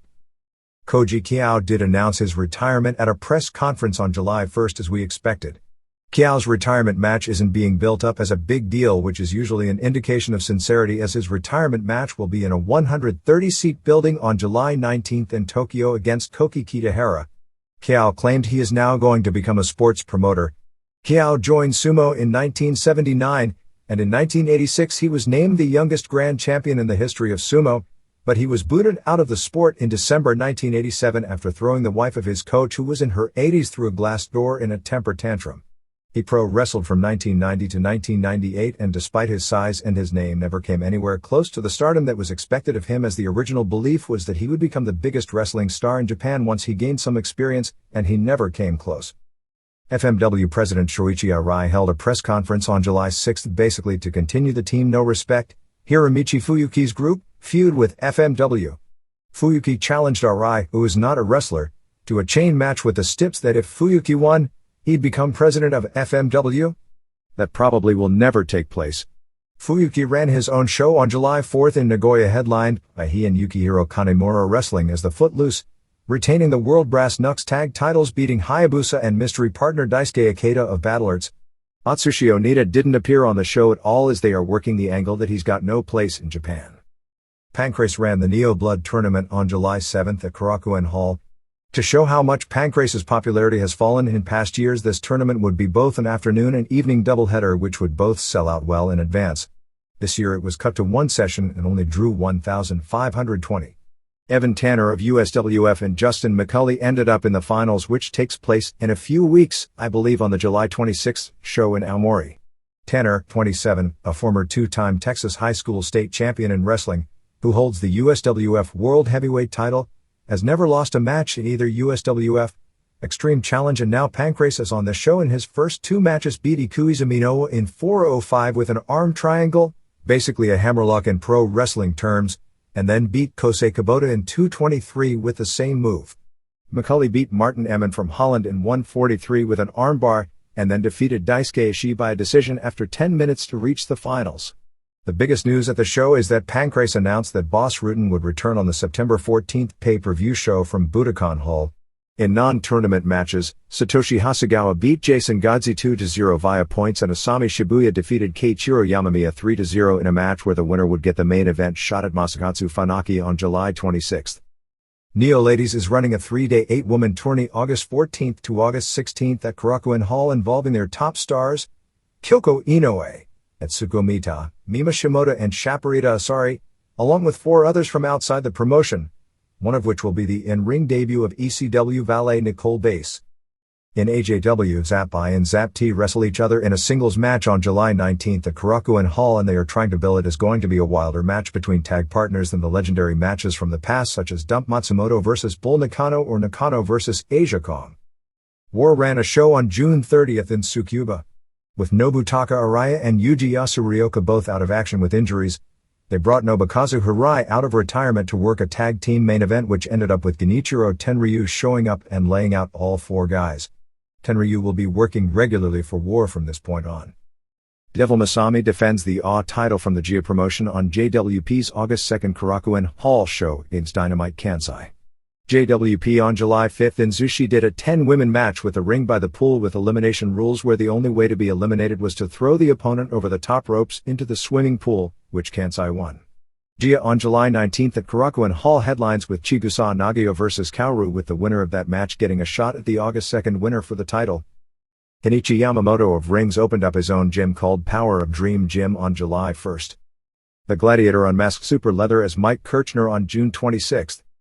Michinoku Pro announced a July 18th show with the return of Great Sasuke after knee surgery, teaming with Masato Yakashiji vs. Super Delphin and Grand Naniwa, plus Grand Hamada vs. The Convict, Sergio Torres, and a 6-man tag featuring Ultimo Dragon's protege Sumo Fuji and Judo Suwa and Shimo Nobunaga, who have been working as jobbers on Nitro of late. Gracie Takata Tokyo Dome tickets go on sale on July 12th. The independent group run by Tarzan Goto, which used Terry Funk as Chainsaw Charlie plus Kaientai from WWF, has another show on July 22nd at Korakuen Hall, which will include Kaientai, Takamichi Noku, Manami Toyota, Ryumo Go, and Yoshiaki Fujiwara. Here and there. The Jerry Lawler angle where he quit Memphis Power Pro Wrestling didn't even last a week, as he was working the spot shows during the week while the TV angle was going on that he had quit the promotion. This was all done for dual purpose, largely to build to his return after just 1 week, on a primetime show on July 4th airing live from Tom Lee Park on the Mississippi River as part of the city's Star-Spangled Celebration. About 1,500 fans were watching the wrestling show, largely built around promoting a July 21st match at the Mid-South Coliseum where the Giant King, WWF's Paulo Silva, would face Lawler in the main event along with Rocky Maivia vs. Brian Christopher for the IC title. Giant King was there, as was his trainer, Tom Pritchard. Randy Hales, who is doing the same heel promoter role as Vince McMahon and Eric Bischoff, at first put Lawler over, saying how he had a great career but it's time for him to retire and time to crown a new king, and then introduced Silva as the Giant King, and he beat Bo James and Swollen and Bobby Bronze in a handicap match. From several accounts, Silva looked horrible, doing 3 choke slams said to be the 3 worst choke slams in history. Lawler, who wasn't there, called announcer Dave Brown on his cell phone and said he was coming because he was mad about Hales bringing someone else as the king. Hales then came out with Tony Falk and Bulldog Reigns and told them it was their job to keep Lawler from getting into the ring, and if Lawler made it to the ring, they'd both be fired. Similar to the Karl Malone deal, they showed helicopter shots of Lawler coming to the celebration. Of course, Lawler got past Falk and Reigns and into the ring where Giant King attacked him, and it looked really bad. Stacy, naturally wearing a short skirt, tried to attack Giant, but Hales threw her down 3 times, with the camera zooming in to get panty shots on all 3 occasions. Lawler made a comeback on Giant King and Stacy made a comeback on Hales, and Lawler got the crown and dared Giant to come in the ring to get it. This led to Hales challenging Lawler to wrestle Giant King at the July 21st show. Spellbinder returned, now wrestling under the name Streak because he's got a streak in his hair, and he won a battle royal. The angle with Brandon Baxter and Creighton Ermer, the director of product services for WMC TV, and it's always clever business for a booker to put someone at the TV station into a babyface role in an angle when the promotion is depending on the station to pay the bills, went down like this. Baxter refused to say the Pledge of Allegiance initially after early in the show they were hyping that he was going to have to say the pledge. Baxter tried to leave the area and they showed security keeping him there for his spot later in the show. That makes perfect sense of what this country was built on. Holding someone against his will and forcing him to say the Pledge of Allegiance or else they lose their job. I guess it could be worse. They could say it's under Raven's rules, which are no DQ, and then do a DQ finish. Announcer Corey Macklin told him he'd be fired if he didn't, so he did it really fast and insincere. Armour had an American flag with him and Falk and Billy Travis tried to take the flag from him, but Streak made the save and ended up dumping red, white and blue paint all over Baxter's bald head. Christopher and Kid Wicked are feuding as Wicked claims that is the only champion, Young Gun's title, in the promotion that he deserves the shot at Maivia. They will also be holding a tournament to crown the first Memphis Power Pro Tag Champs on the July 21st show. Rock and Roll Express will be in it. The Sacramento Bee this past week ran a story on former wrestler Paul DeMarco, real name Paul DeMarchi, who was a big star in Georgia in the 1960s and held the U.S. title and World Tag Team title, with Lars Anderson, for Roy Shire in Northern California in the early 70s. Now 61, he is running a wrestling school in Sacramento. According to the story, after leaving Northern California for Australia, DeMarchi simply walked out of a building one night in Melbourne, Australia and decided that he'd had enough, claiming the corrupt nature of the business drove him away because promoters had no ethics and the lifestyle was irresponsibly decadent. Actually, that isn't entirely true, because his name popped up in this area on indie shows from time to time throughout the 70s and 80s, usually briefly. He also trained one big area bodybuilder, and not well I might add, and went to the old Alabama promotion where he lasted about 2 weeks doing a Russian tag team gimmick as uncle and nephew as a real bad takeoff on Ivan and Nikita Koloff, who were a hot act for Jim Crockett at the time. He made his last major comeback in the dying days of the AWA as Russian Yuri Goryenko, where, considering he was well into his 50s, he actually worked pretty well, but then again he was a very good worker in his day. But most of his past 23 years were spent in the Sacramento area working odd jobs at a local church. Steve Nelson's USWF is running July 25th in Odessa, Texas, headlined by Paul Jones defending his light heavyweight title against David Davis, plus an appearance by Frank Shamrock. Matt Osborne is running a group called Asylum Promotions in Idaho and Montana, with a tour scheduled for August that would include King Kong Bundy, the Samoans, the Bushwhackers, and Sherry Martel. Fabulous Moolah's Liwa ran its annual convention and wrestling show in Las Vegas on June 19th and June 20th. Moolah and Johnny May Young, now 77, wrestled as a tag team in the main event. I wonder if Young would be the oldest person ever to wrestle professionally? I sure hope so. New Dimension Wrestling will be running July 10th in Huntsville, Alabama at the baseball stadium after the minor league game that night with Rock and Roll Express, Jimmy Valiant, Pez Watley, and Iron Sheik, and July 11th in Bluefield, West Virginia with Valiant, Watley, One Man Gang, Bobby Fulton, and Buddy Landell. The Champion Carnival type tournament that All Pro Wrestling is running beginning on July 10th and through September will crown its first TV champion. Newsday on July 4th reported on an obit of Gregory Jark, said to be a pro wrestler in the 50s and early 60s from liver failure at the age of 75. The story said that Jark wrestled for 10 years in South America and Spain before arriving in New York in 1949, retiring in 1962. Dean Malenko was booked on an indie on July 3rd in Melbourne, Florida, along with Steve Kieran and Brian Blair for Coastal Championship Wrestling. Apparently there is a lot of controversy stemming from Don Lewis' June 24th show in Marietta, Georgia, and his subsequent quitting of the NWA. Apparently Lewis was using Bill Behrens, the owner of Music City Wrestling, to book talent for the show, but then before the show decided that Behrens, whose promotion has run a show or two in Georgia under the banner of MCW Georgia, was a competitor. There were several major no-shows on the card, in particular Sid Vicious, and by this point it would only be news in wrestling if Sid actually showed up for a booking Del Wilkes, Barry Windham, and Marlena, and it wound up with a Dan Severn vs. Iron Sheik main event that lasted all of 90 seconds before Sheik was DQ'd. Wilkes, who was advertised as Severn's opponent, didn't appear on a show that drew between 200 and 500 fans, depending upon the report. Jim Cornette, who handles third-party bookings for the WWF, released an official statement on the fiasco.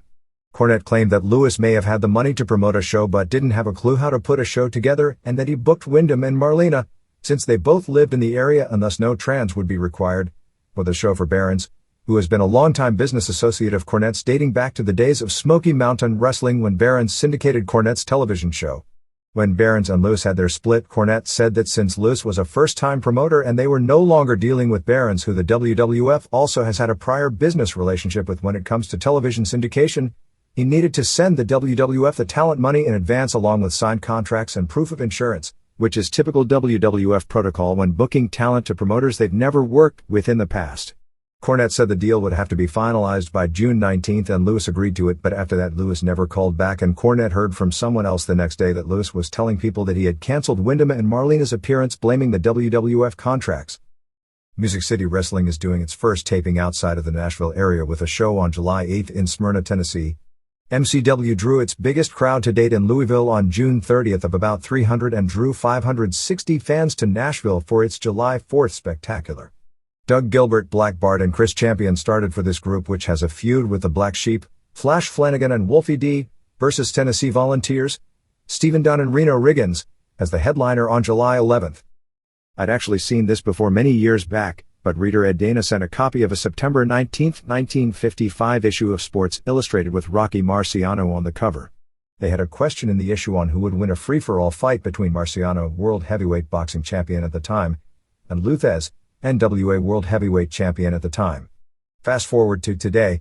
Could you even imagine SI doing a two-page condo over who would win a free-for-all between Evander Holyfield and Hulk Hogan, Bill Goldberg or Steve Austin? By the way, the response from experts was split down the middle on that one, which I guess shows what they knew in those days. Marciano claimed on such a match, "I'd bat his brains out, throwing punches from the opening bell. Thesz has no defense against pile-driving punches.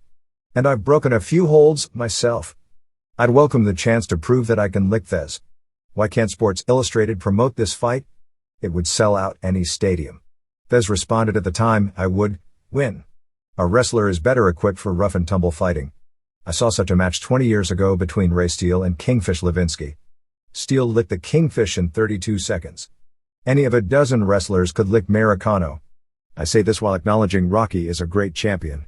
There were the responses that pro wrestling was fake and therefore Marciano would win, and the funny part was one of the people who said that claimed that the old-time real wrestlers like Zbyszko, no, not Larry, or Jimmy Londos would tear Marciano up. Funny only because it seems that there seem to be people in every generation who like to claim the current generation of pro wrestlers are fakes, but that the top stars of the previous generation were real. And I guess if you go back in time far enough, eventually there is some truth to that statement, but you'd better go back a lot farther back than Jim Londos.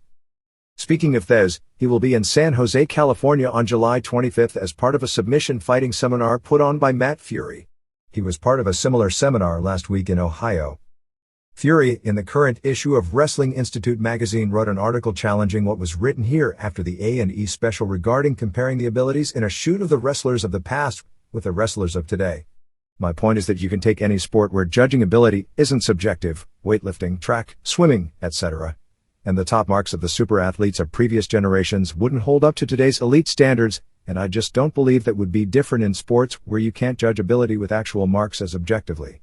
Fury in his article said he doesn't believe today's wrestlers are better than the old-time wrestlers or that they are stronger, nor that today's nutrition and weight training equipment is better.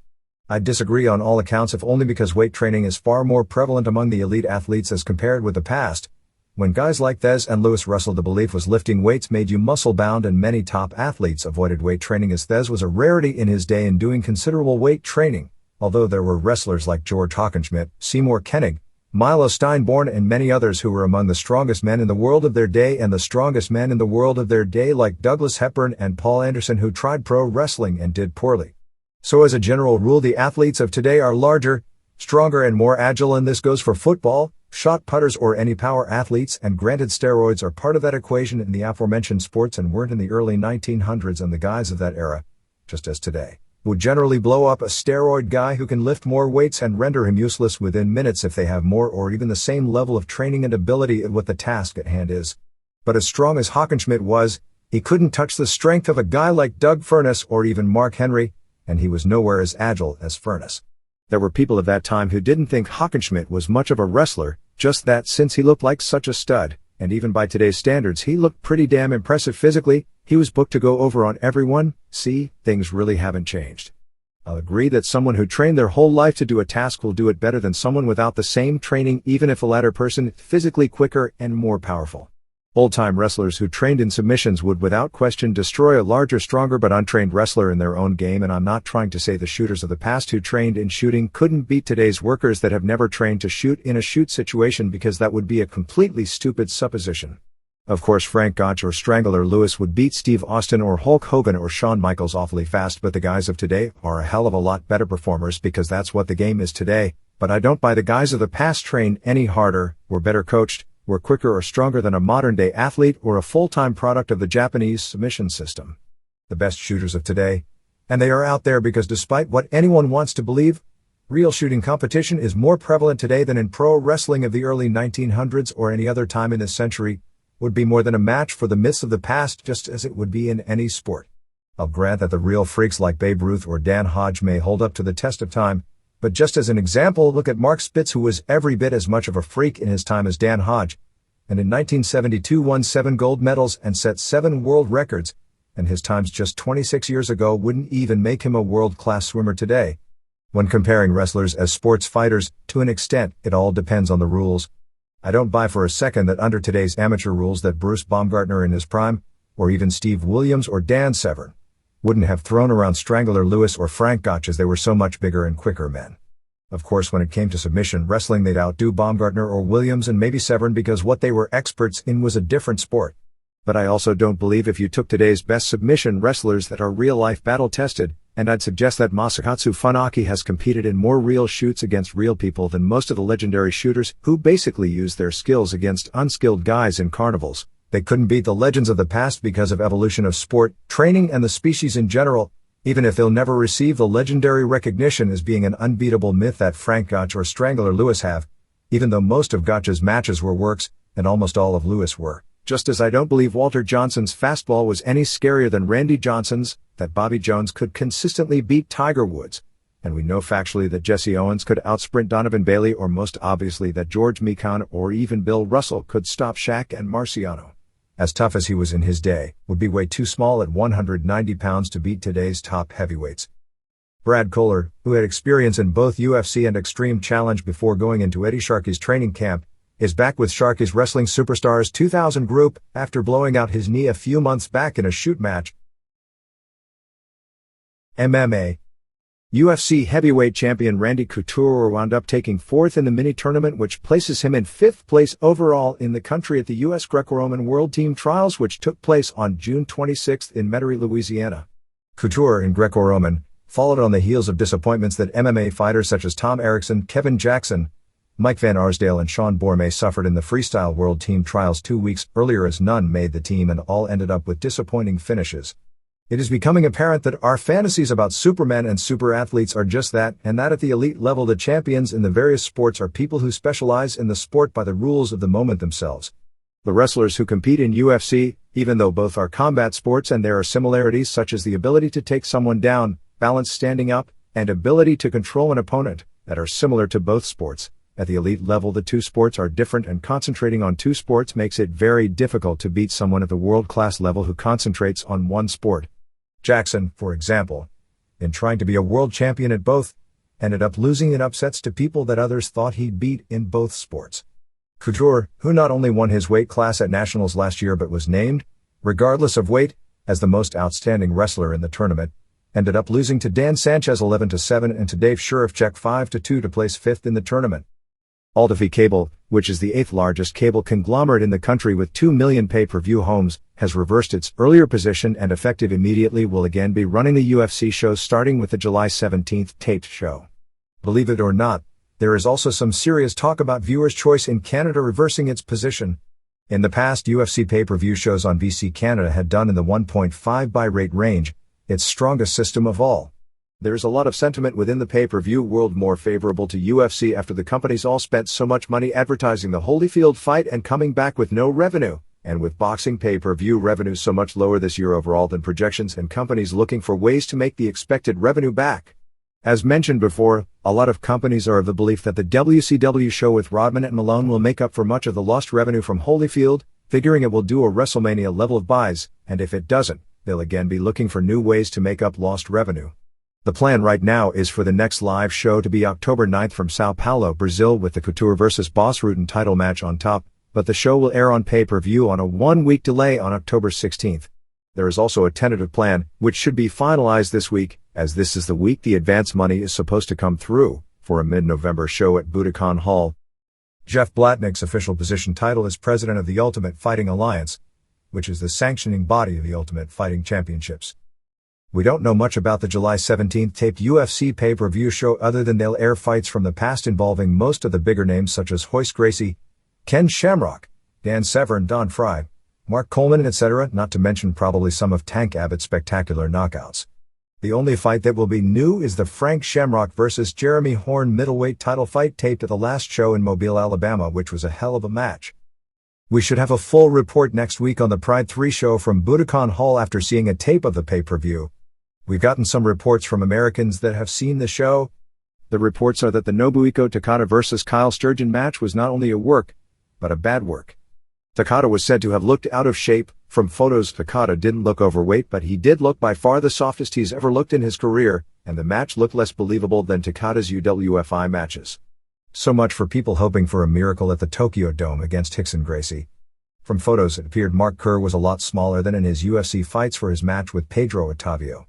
Rudin was in Kerr's corner, and Rudin on the pay-per-view did do an interview challenging Rickson Gracie, but nobody believes that Gracie will fight someone of Rudin's caliber. It's interesting, given the results of the MMA guys going back in wrestling, that Rudin, who has never had one match under these rules, is already being proclaimed by so many as the best fighter in the world under these rules. There can be no disputing that Rudin has a great one-loss record in Pancrase, second to only Ken Shamrock in the history of the organization, and that Ken and Frank Shamrock went from Pancrase to UFC with great success, and that Rudin has very high skill level and more experience against tougher guys in a closer genre. Pancrase is closer to UFC than Greco-Roman wrestling is, to the point he very well may be favored to beat Couture. But every sport is different, and just because someone is great in Pancrase or UFC doesn't mean they do great in the other one. Rudin does have that mystique because he's impressive to fans, because he can punch and kick very hard and now has considerable experience on the ground, particularly in defending against submission. But there is still the question of what happens when he's taken down by Couture, on how he'll get up again without a stand-up. Perhaps the key to this fight is the officiating and how quickly they'll order stand-ups. As the more stand-ups there are, the more chances Rudin will have to use his strengths. On the mat I can't see Couture submitting Rudin, and could see a possibility of Rudin submitting Couture, but more likely it'll be Couture controlling him unless or until a stand-up is ordered. This is not to say Rudin won't make a great challenger for Couture, it's just that I wouldn't label someone the greatest fighter in the world under UFC rules before they've had their first match under those rules. Back to the Pride show, reports were the Carlos Newton vs. Kazushi Sakuraba match was excellent and really was the lone high point of the show, as most of the rest of the matches were boring. Gary Goodridge was also said to have looked great in his match against Amir. Hook Shoot Promotions out of Evansville, Indiana had its biggest show to date on June 13th, drawing 848 fans and $9,726. This is a shoot promotion with fights in 3 categories: grappling rules, which is submissions only, submission fighting, which is actually basically Pancrase rules with open hand strikes and kicks legal, and absolute fighting, which is even more lenient than UFC, as the only moves banned are biting, attacking the eyes, hair and groin, so even headbutts are allowed. Just saw a tape and it's funny comparing this with USWF in regards to crowd, even though the rules are similar.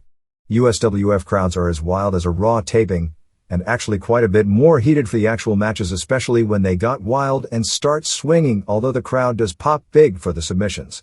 Hook shoot crowds are more hardcore in that they understand what it is, and they react like Japanese fans at a Pancrase show in that they watch intently and are really quiet except for polite applause when someone makes a good move. Nashville-based pro wrestler Tom Burton, who works indies in that area and has also worked for UWFI in Japan, had a submission match on the show against Evansville police officer Sam Smith, with Smith winning via choke in 1:22. The next show is August 15th in Evansville, Indiana, headlined by Mario Roberto vs. Paul Verlins.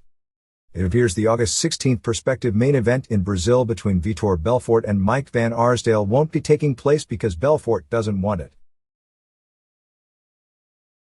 ECW. It is confirmed that Hayabusa will appear on the August 2nd pay-per-view, teaming with Masato Tanaka in a tag title match against Sabu and Rob Van Dam, which should either be a really great match, or a match with some incredible spots that falls apart, as Hayabusa is in many ways a similar type performer as Van Dam in that without a good worker to guide him, his matches lack transitions and psychology and are nothing but a collection of spots going nowhere. Hayabusa has also had some absolutely off-the-charts matches, mainly in tags, when he's been in with top workers, as his performance in last year's All Japan Tag Tourney and at last year's FMW Kawasaki Stadium show working against Kenta Kobashi and Manukia Mossman showed. Tanaka is a really solid worker who may prove to be the glue that holds this match together. There were 2 shows this week. July 4th in Queens, New York drew the usual packed house of about 1,000, having been sold out more than a week in advance. Reports were that the wrestling was no better than usual, but since the Queens crowd is generally the hottest in any city on the circuit, that every card comes off as good. The July 5th show in Trenton, New Jersey was an outdoor event that was rained out and will be rescheduled on August 9th. The July 6th show in Belmar, New Jersey drew about 400 fans and was said to have been a bad show. Tracy Smothers missed the weekend as he got married, and Sandman missed the weekend because his wife went into premature labor about 1 month early and gave birth to a 5-pound, 14-ounce son named Austin Fullington. The biggest angle of the week was an apparent full-fledged heel turn by Lance Storm. As of right now, it's still about 75% certain that Storm and Chris Candido will wrestle on the pay-per-view, but that could change based on the reaction Storm gets coming off the television this week. The Jerry Lynn vs. Just Incredible pay-per-view match may be a 30 minutes Iron Man match, but the chances are also good, for all the reasons discussed here previously, that they'll just do a non-stipulation match so they don't have to go 30 minutes. There may be an experimental 30 minutes draw put on over the next week or so to see how it goes if they have to go that distance. In Queens, Storm came up and refused to wrestle, and sat on a chair at ringside while Candido wrestled both Blue Meanie and Supernova, ending up with Storm hitting Meanie with a chair and Candido pinning him. Credible and Jason beat Lynn and Pablo Marks, subbing for Mikey Whipwreck, who was selling the hand injury, in an elimination match. It wound up with Credible versus Lynn after the other two were eliminated, and Nicole Bass interfered. However, Credible's spinning tombstone looked bad and people booed the finish. Tanaka beat the debuting Mike Awesome in what was said to have been a 4-stars match. After the match, Awesome powerbombed Tanaka through a table. Awesome was given a win at the house show on Sunday, so it looks as though it's more than a one-time deal, although he leaves this week for the FMW tour. Awesome's strengths are pretty much tailor-made for ECW. Shane Douglas did an interview and challenged Taz to come out. This wound up in a Taz vs. Storm match which Taz won and Storm didn't get much offense in, with the post-match Bam Bam Bigelow pull-apart. In an angle that wasn't taped for television, so may not mean anything for storyline purposes, Tommy Rich came out and ran down Smothers and said that Danny During was the new member of the FBI. During then lost to Chris Chetty. Somewhere in all this, Rich bled heavily. Sabu and Van Dam beat Axel Rotten and Balls Mahoney in a tag title match which included Mahoney hitting Van Dam with an absolutely sick chair shot. Spike Dudley beat Mike Lazansky. Main event saw New Jack and Spike Dudley and John Cronus and Tommy Dreamer beat the other Dudleys and Jack Victory in a really bad short match. Yuki Kondo from Pancrase was at the show.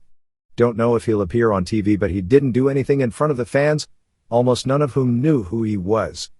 Kondo is in the US training with Jason DeLucia, as he's got a match on July 26th against Rishi Yanagisawa to determine who gets a title shot at the September 14th pay-per-view against Guy Mesger. During was not billed as part of the FBI in Belmar, New Jersey. This past week's television was interesting if only for the commentary in the Tanaka vs. Mahoney match. Joey Styles and Shane Douglas, well, it was their voices even if every word was right out of Paul Heyman's mouth, were pushing Tanaka incredibly hard, as if Heyman has made this a personal mission to prove he can get a Japanese guy over since WWF and WCW have both failed with guys, Ultimo Dragon and Takamichi Noku, who are both more talented than Tanaka, which isn't meant as a knock on Tanaka because he's a good worker who is willing to take a lot of punishment and his FMW style is a good mix with ECW. They were pushing how hard it is for a newcomer to get over in the ECW arena, although the reality was that Tanaka got a huge pop coming out. Tanaka did have the best singles match Mahoney has ever had on television, as the wrestling was solid and the people were into it. The dueling chairs before the chair shots looked hokey, but it did set up the biggest crowd pops when each leveled the other with hard all-out brain cell-destroying chair shots to the head.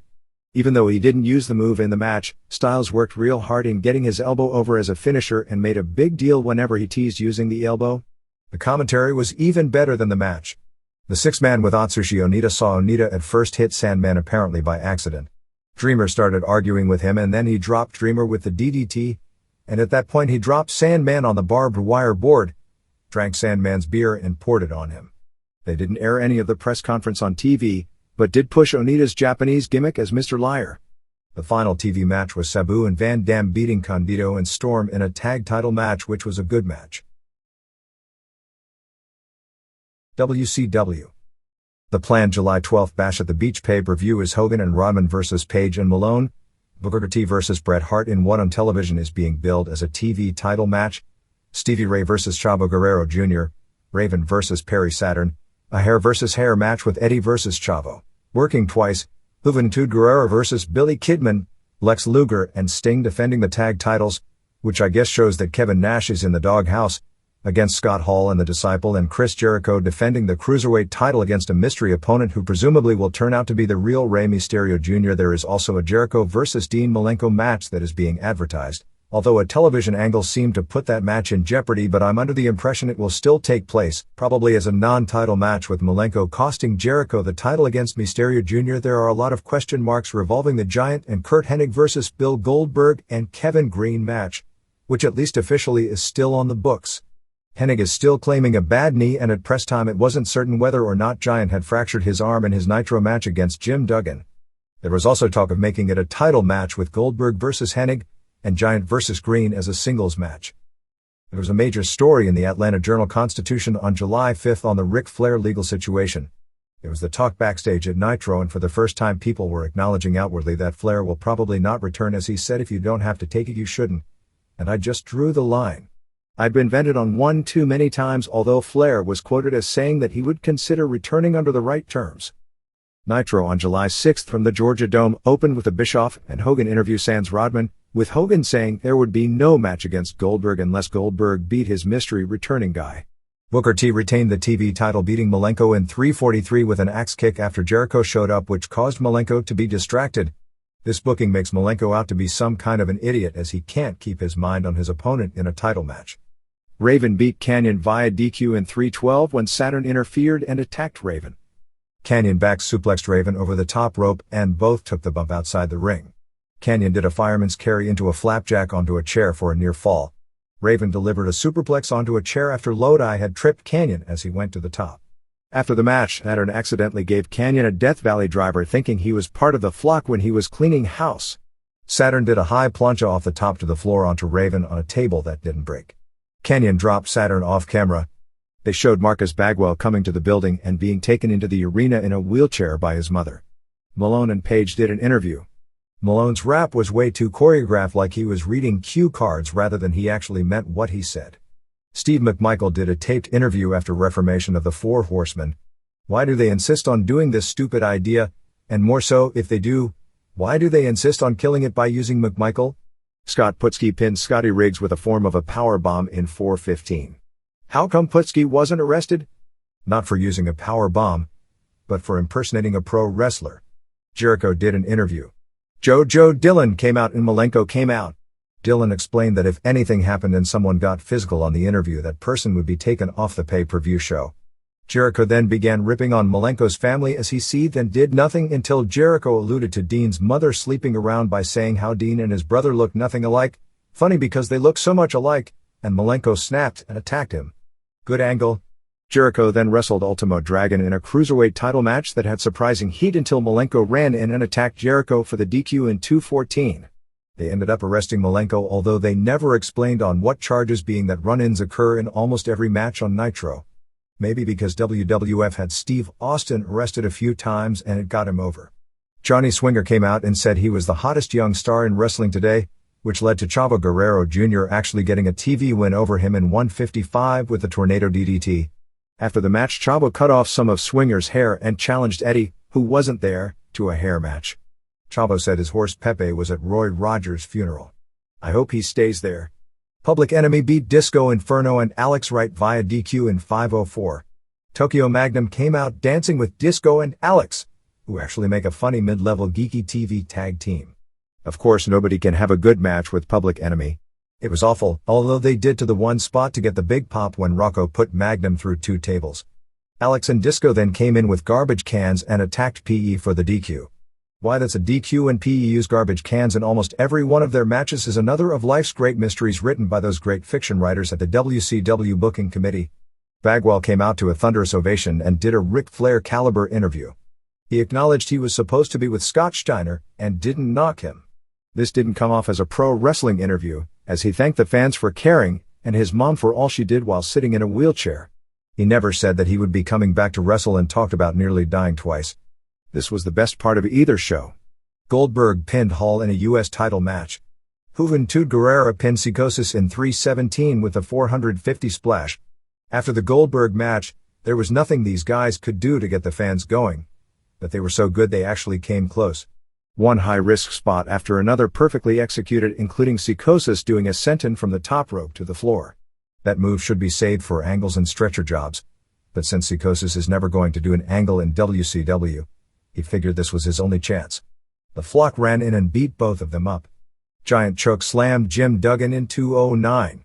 Giant did an interview and Green came out and Green spit in Giant's face and clotheslined him over the top rope.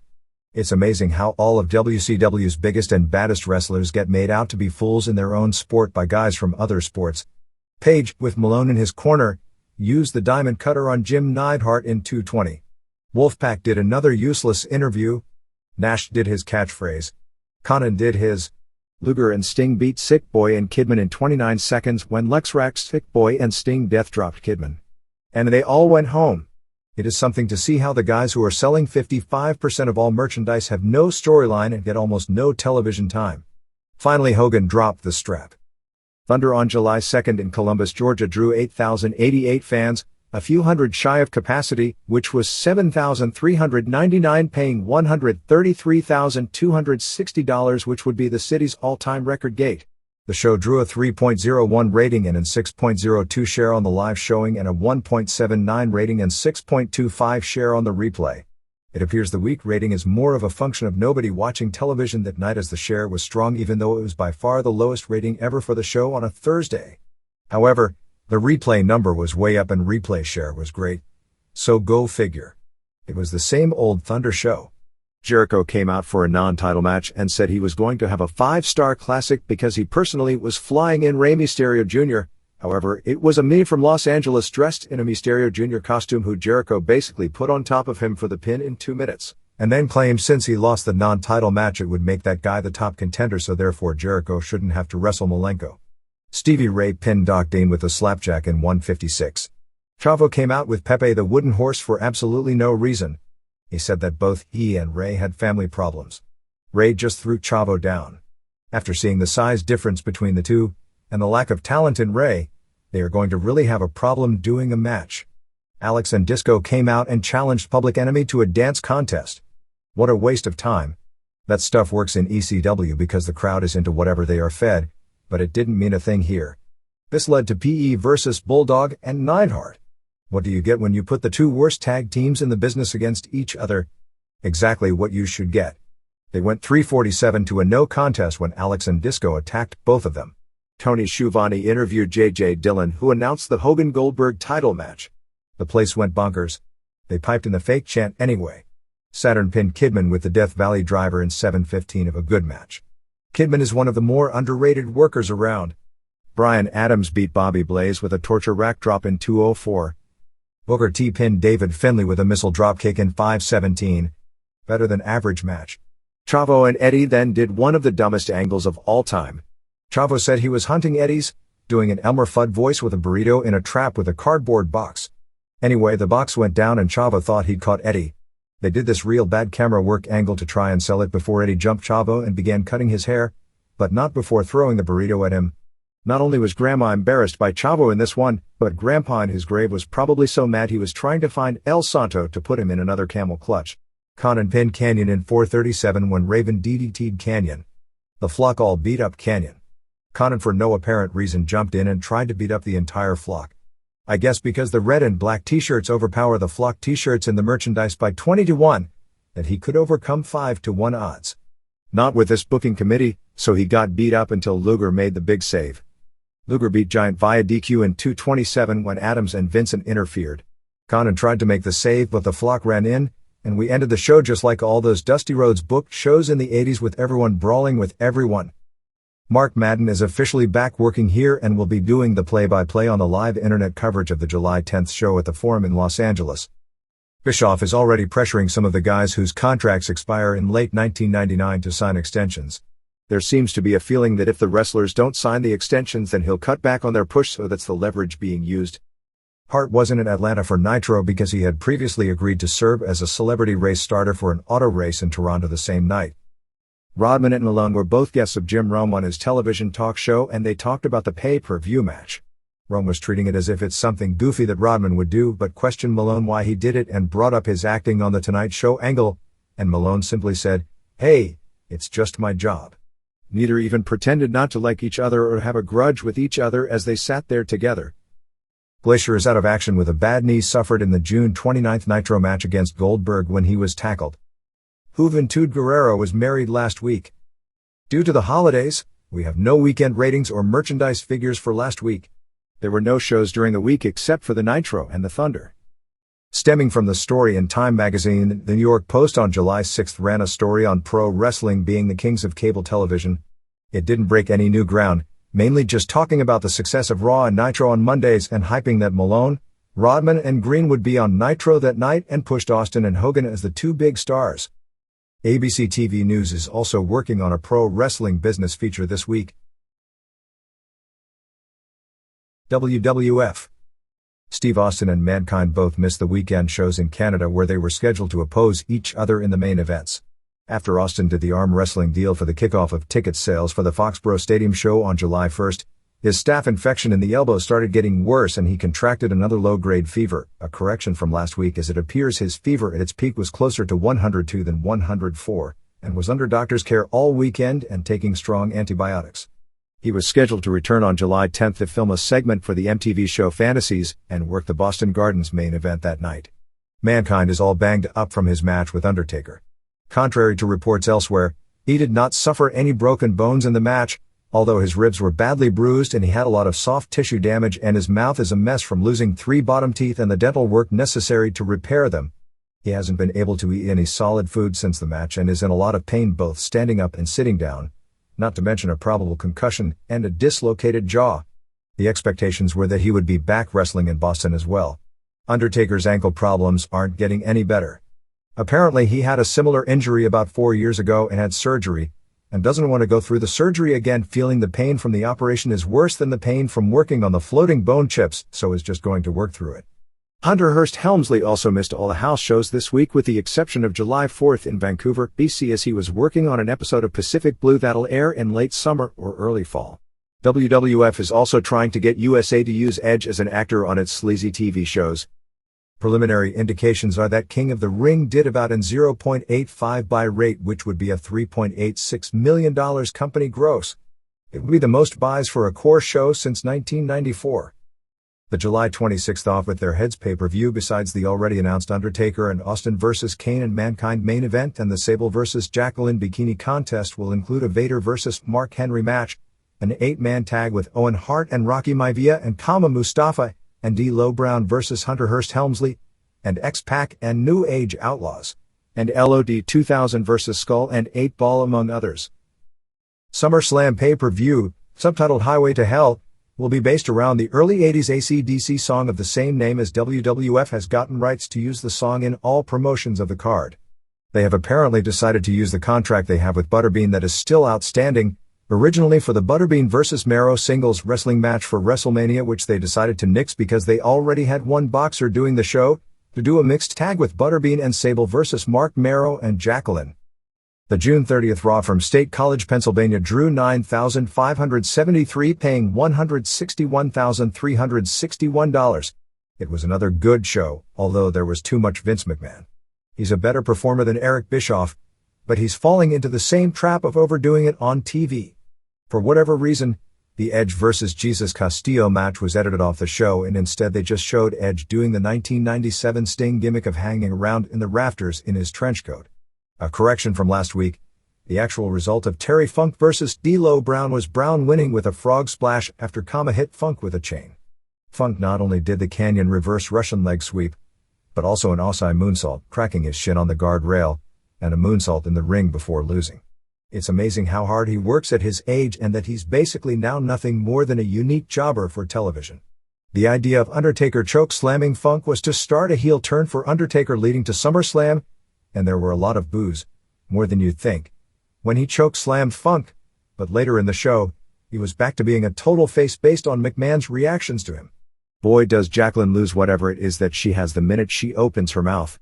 The byplay between Sable and Jacqueline to build the bikini contest had good lines, but horrid delivery of those lines by Jacqueline. It's pretty clear they are building for Mrs. Yamaguchi-san to leave the original Mr. Wally for Val Venis. The answer to the big question of television as to who played Owen Hart in that hilarious DX skit is a guy who does impersonations from Canada that the WWF used in Boston before WrestleMania when they did the Tyson angle. That guy was incredible with the blonde wig and fake nose, making fun of Hart's character, his ring outfit, and he totally stole the skit. They had Triple H play The Rock as the Croc, and although every line was predictable, it was still funny. Road Dogg was hilarious as Below, while Billy Gunn played Kama as the Godfather and X-Pac played Mark Henry, calling him Mizark, which is carny for a mark. When they talked about Henry being willing to eat shit, it was actually to make fun of him because a few years back when he was first breaking in and most of the guys resented him because he was signed to a 10-year contract at $250,000 and had an attitude of not wanting to learn to wrestle, and also they found out he was being paid by McMahon before the Olympics as well. Someone put a real-life turd in his sandwich and he took a bite out of it. To explain why they did the skit with no run-in, Jim Ross as it was going on was saying that Rocky and Owen were both at home, although they actually did a run-in, edited off television, at the end of the skit. Mabel was only brought in for one shot, just as another former King of the Ring to put Shamrock over on. No decision has been made whether to bring him back. They announced Outlaws defending the tag titles against Kane and Mankind as the main event for the July 13th Raw from the Continental Airlines Arena, which is already sold out. WWF was readily acknowledging that it erred in its presentation of Steven Regal's debut on the June 29th show. The Minnesota Vikings were sold this past week for $250 million. No word on if Vince McMahon even put in an official bid for the team. House shows this week saw July 1st in Wheeling, West Virginia drew 6,041 paying $98,793. July 2nd in Winnipeg drew 6,432 paying $135,939. July 3rd in Edmonton drew 10,212 paying $218,394, which is an all-time record for the city. And July 4th in Vancouver drew 12,746 paying $276,572. Merchandise for the week was $414,458 or $9.21 per head. They used Undertaker vs. Kane with Taker going over as the main event every night. A lot of the house show matches were kept very short, as in under 3 minutes. In Edmonton, there was a woman in the front row that flashed her boobs to Mero twice and after the match pulled down her pants and showed her butt. In all the Canadian cities, Jackal did a promo running down the fans in that city, which wound up with Edge, who didn't wrestle on the show, playing Avenging Angel and giving him a DDT. Segments were said to be good. In Edmonton, two of Bruce Hart's students, Gothic Knight and King Lao, got tryouts. Both looked really green. There were posters in front of the building noting that Austin wouldn't be there and refunds offered, plus an announcement at the start of the show saying both Austin and Mankind wouldn't be there, claiming that both were in the hospital due to injuries suffered at King of the Ring and the Raw tapings. Fans actually booed LOD at the end of their matches with DOA on the road, since they lost in around 2 minutes every night. In Vancouver, there was a woman with paid-for breasts, and Helmsley spent most of his match with Maivia trying to get her to show them. At the end of the match she finally did. Notice a pattern. Best matches according to our reports were Shamrock vs. Owen submission matches in Winnipeg and Vancouver, and Road Dogg vs. The Rock in Edmonton. Advance for SummerSlam in Madison Square Garden at press time is 10,107 tickets sold for $595,255. A sellout would probably be around 15,000 to 16,000 paid. D'Lo Brown suffered a busted lip over the weekend. The next training camp will be July 18th to July 25th. Phineas Godwin, who will probably go under the name Dennis Knight when he returns, although he and Mark Canterbury will still be a tag team as Southern Justice managed by Tennessee Lee, was hospitalized again with some major stomach problems on June 30th and is undergoing tests. There will be another weigh-in of the wrestlers likely on August 31st in New Haven, Connecticut. Jose Estrada Jr. now looks to be out of action for another 6 to 8 weeks after the neck injury suffered on June 16th in the match with Edge. The date for the debut of WWF Latino on Univision has been moved from August 2nd to September 13th. There is talk of doing the first tapings on July 27th and July 28th as part of the Anaheim and San Diego tapings, depending upon if the talent they are after is locked up. The battle plan is not to produce a Lucha Libre television show as it's done in Mexico, but to use Hispanic characters and storylines to produce a WWF-style 30-minute soap opera/interview/wrestling show with shorter matches. This week's lawsuit news. Jennifer and Rebecca Duguay, ages 15 and 12, filed a lawsuit in Orange County Superior Court against the WWF, Mike Hegstrand, Hawk, Dennis Knight and the Anaheim Pond on June 23 stemming from an incident at the last house show there where they claimed the two wrestlers brawled in the crowd, collapsing the guardrail on them, and that both suffered severe leg injuries in the process. The reader's pages. JYD, you really topped yourself with the Junkyard Dog story in the June 15th issue. I never thought anything would be more engrossing than the pieces on Brian Pillman, Louis Piccoli and the Von Erichs, but this one was. It left me wanting more. That period of wrestling screams out for a book or a movie. The roller coaster ride that many of Mid-South's key figures, most notably JYD's, lives took them are similar to the paths the different characters in the movie Boogie Nights traveled. Have you ever thought about writing a book or a screenplay revolving around the events of the past 20 years in wrestling? A few thoughts on the current scene. For his work, influence, consistency, and flexibility, Mick Foley may be the top American wrestler of the decade. You recently mentioned how WCW's current situation eerily mirrors the Jim Crockett/Dusty Rhodes period in the late 80s. Lo and behold, who is booking? None other than the American Nightmare himself. WCW is now boring at best and depressing at worst. Raw always ends with a bang, but you have to sit through a lot of bad matches to get there. While still entertaining, ECW's current storylines can't come close to those of 2 years ago. Thanks for injecting some much-needed humor when writing about a business where too many people take themselves way too seriously. Ian Goodwin? Brooklyn, New York. WWF Training Camps. Eric Bimbin's letter in the June 29 issue brought up some interesting points. I have been able to see both WWF training camp wrestlers when they came through New England and did house shows. Sean Stasiak improved in the second camp from when I saw him in the first camp. Vic Grimes and Aaron O'Grady showed that once they got away from the ECW wannabe style that they can change with certain wrestling styles. O'Grady has charisma that can get him over, but the leprechaun gimmick he used in the second camp didn't do him justice. Grimes looks like the late Jerry Blackwell and moves very well for someone of his size. It should be noted that when Jim Cornette watched him he was overheard saying that it was the second coming of Blackwell. Why Vince McMahon hasn't picked up David Heath I'll never know. At least he worked in All Japan where he can learn that style. He was solid in his work in the second camp, as were Sean Morley and Adam Copeland. Mark Henry is still 2 steps too slow and probably won't improve no matter how much they put him through. Matt Bloom, however, has what it takes to get over with his power slams and power bombs, which are phenomenal, and he gets better with every match. Kurgan is the same as Mark Henry. John Tenta's new gimmick won't work in this or any other era. Overall, the camps look to be a great success, and I hope McMahon keeps doing them.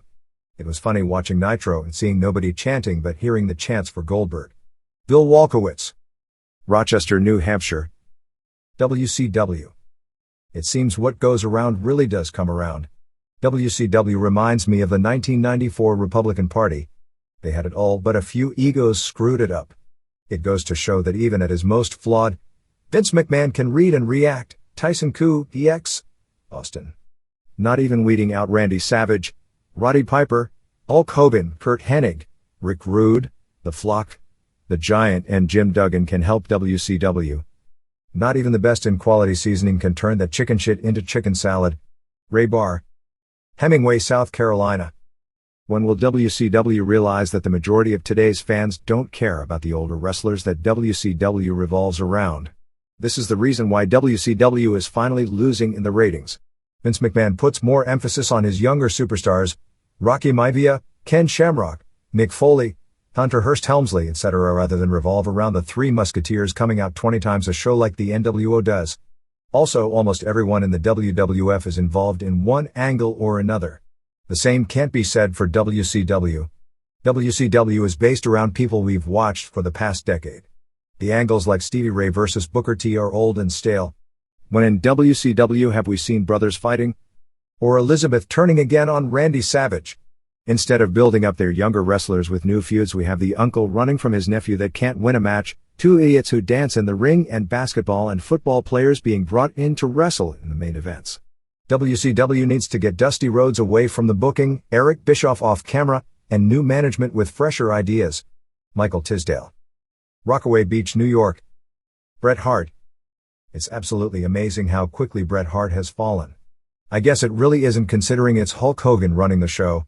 He's gone from being a special referee at Starrcade and costing Hogan the title to his current status as just another Hogan pawn. Is it just me, or does it seem like Hart isn't even in WCW? Even Conan gets more mic time. Hart seems more on the level of Bryan Adams, just a part of the scenery and worshipping Hogan. I laugh every time I see Hart wearing the Hogan t-shirt.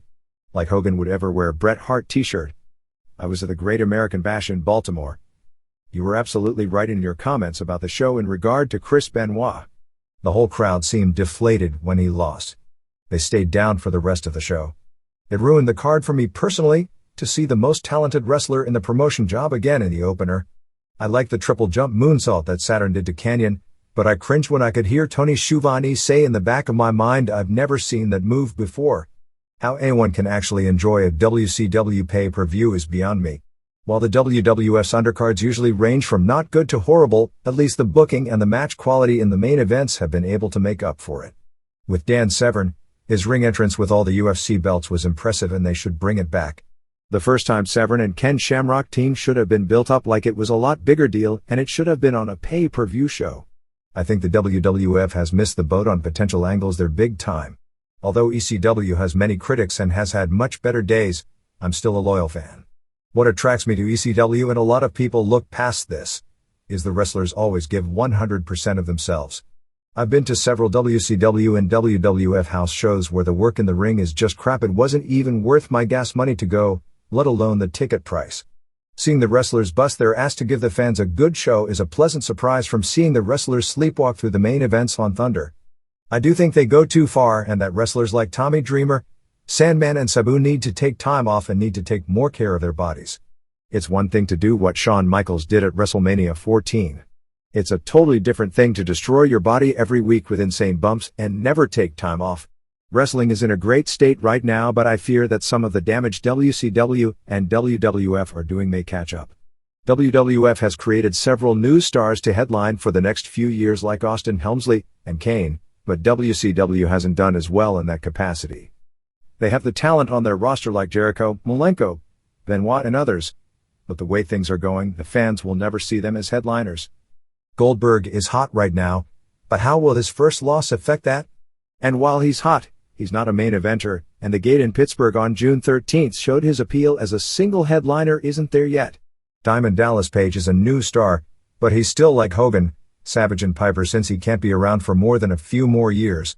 WCW should be using the dinosaurs to put over the new talent, but I don't see that happening with all the egos involved. WCW may have the deepest roster, but it barely shows on the pay-per-view shows. Matt Griffin. Quantico, Virginia. Larry Doyle. Larry Doyle frequently ventured to downtown Los Angeles to Hadco Plaza in the early 1980s. He went there on Sunday evenings to watch Lucha Libre long before it was considered hip for the American audience. We walked by each other dozens of times, and it's amazing we never met until 1992 when I was wrestling at All Nation Center. What drew me to Larry were two things: his desire to get involved in the independent wrestling scene and his complete lack of a pretentious attitude once he got involved. Occasionally there are local boys who parade in and out of the dressing rooms acting as if becoming a part-time pro wrestler constitutes emergence into a higher realm. Larry brought the exact opposite aura into the local scene. As a promoter, he approached the projects with humor and playfulness, never kidding himself that he was going to become the next great wrestling mogul. His aim in promoting wrestling was to break even financially and have a ball in doing so. Larry worked virtually every secondary role on the local scene. As a ring announcer, he was humble, and when he refereed, he looked for ways to help get the wrestlers over, and not himself over. His extroverted self lit up when he began wrestling. He could be the traditional pro wrestler as well as a far-out performance artist. The most fun I had working with Larry was last year when he was La Femme Nikita Koloff and I became Baby Bitch Drummond for Johnny Legend's Incredibly Strange Wrestling. We brought the gay gimmick to rude heights at Moguls, a Hollywood dance hall known for its alternative bands and performance art. The Hollywood Vice Squad had some beef with Phil Goff, the owner, and was looking for a reason to shut the club down. Larry and I were honored when the Vice Squad picked the lewd public behavior in the La Femme Nikita Koloff vs. Baby Bitch Drummond match as a sound reason to close down the club. The changes were eventually thrown out of court. What Larry and I found particularly funny about the whole thing is that they were probably two of the most straight-laced folks in the entire building. I've heard it said countless times that we never fully appreciate what we have until it is gone. Whether Larry was the boss of the show or a fan sitting in the audience, he always found something to enjoy about the matches, no matter how badly one of them may have sucked. Whenever the local boys were injured or having problems, Larry was the first to help them back to their feet. Larry was always there to coach his sons and daughters' softball and basketball teams. Larry was there for his employers, often clocking in 60-hour work weeks. He was such a fixture in so many people's lives that it seemed unimaginable that he could just vanish. One thing he couldn't tolerate was inertia. Unless it was to sit down and watch a pay-per-view, he had to be in motion. He had to be happy or pissed off, he could never be calm. He had to be working or playing. This was a dilemma when his heath started giving him problems 2 years ago. He had more energy than his body could handle. I, along with many of the other local boys, miss him something fierce. At the same time, he filled the local dressing rooms with so many wisecracks and so much affection that all of us who knew him will approach each other filled with those undiluted, highly concentrated Larry Doyle spirits. Kurt Brown.